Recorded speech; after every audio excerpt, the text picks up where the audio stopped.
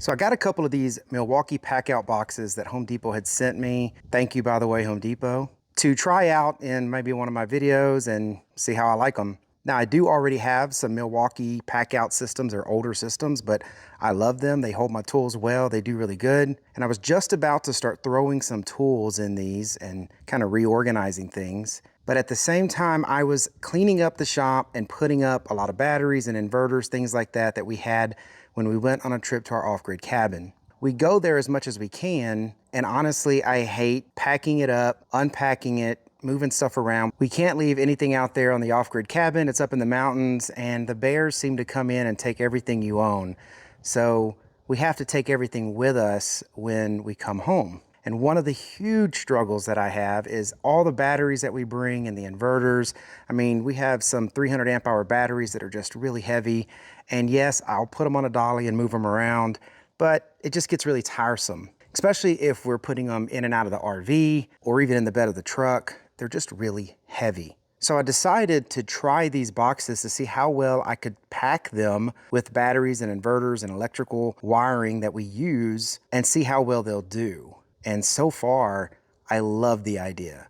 So I have these ATV ramps, you can see right back here, and I have them going to the storage compartment on the back of our RV because I was just testing this theory out, something that I can do instead of killing my back with all of this. So let me show you a couple things that I've done while I've been putting stuff in the back of the RV. So in this pack out, I've got a couple 100 amp hour lithium ion batteries, and this is how I usually store them. I take the bolts out and then I put the little plastic pieces back in. I do actually keep those when they send the battery to me because I don't want anything shorting out. So I just put those little caps back in. I then keep a bag with all of my bolts so I can just put them back in when we need them. I also keep a lot of foam pieces like this when I order solar panels or really anything that comes with this thin foam to just keep them from shorting out. So I can lay two of those here. I can lay this down.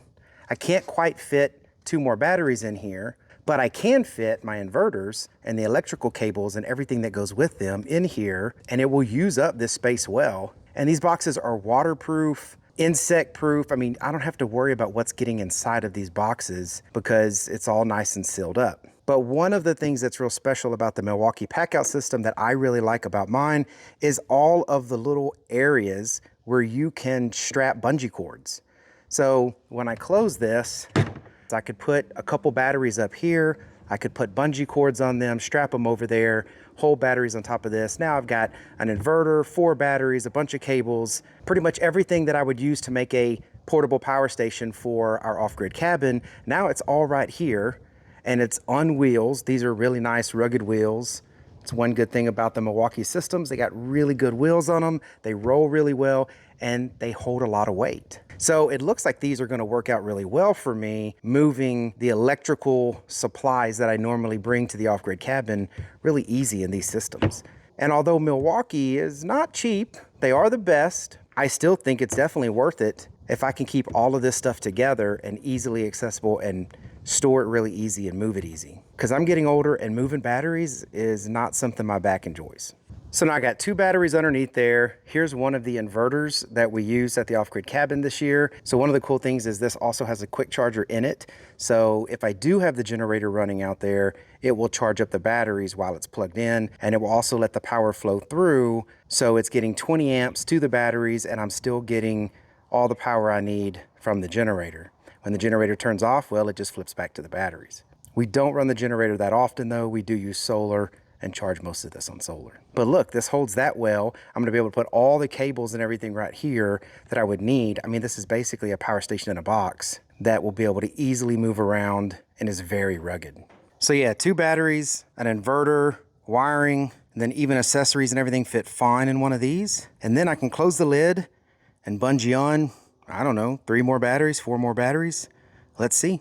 I do need to step up my bungee game, but I did find some bungees to work with that, and I think 3 batteries of this group 24 size works well up there. So I mean, I got a power station with 5 batteries right here that's easily rollable, and I can just push it up into the RV or my truck and have everything I need. So I've got these ATV ramps that I use for way more than ATVs. They're strong enough to hold a UTV or ATV, but they work really well also with systems like this. because they have a good floor on them. They roll right up. So now I can just roll these carts right into the back of my RV.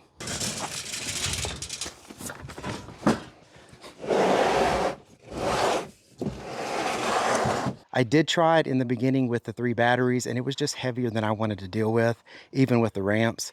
So I just put it in like this. If I needed to pack more stuff in there, I could totally pack more space up here when we're driving, but I would unload this down the ramps and then I would put the batteries on top, like you saw before with the bungees. It rolls around on the ground with no problem at all. It's just pushing stuff up these ramps. Again, I'm getting old and I don't want to be wearing myself out. But yeah, I'm loving this idea. I can push this back. They slide around on the rubber pretty easy. I can just push this without much effort. Same thing in the back of my truck. I'd be able to stand up, move stuff around in the back of the truck, put stuff on top of these if I needed, but I'd still be able to fold down my tonneau cover and this would be underneath it, so bears won't come and take stuff out of the back of my truck.